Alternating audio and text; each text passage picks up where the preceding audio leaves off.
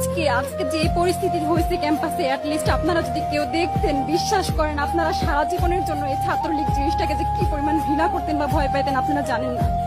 এরা আমাদের সামনে রড দিয়ে পিটায়া, ছেলেগুলারে রড দিয়ে পিটায়া একদম মাথা মরা করে ফেলছে। তারা এসে আমাদের পেছনে লুকাইছে, আমাদের বোরকার পেছনে, আমাদের ওড়নার পেছনে লুকায় বলে, আপু আমাদের একটু লুকায় রাখেন, আমাদের ওরা মাইরা ফেলবে, আমাদের বাঁচান আপু বাঁচান। আমরা তাদের ওড়না দিয়ে বোরকা দিয়ে লুকায় রাখছি, সেইখান থেকে আমাদের ধাক্কা দিয়ে ফেলে দিয়ে তাদের বের করে আবার মাথায় রড দিয়ে মারছে, এমন অবস্থা।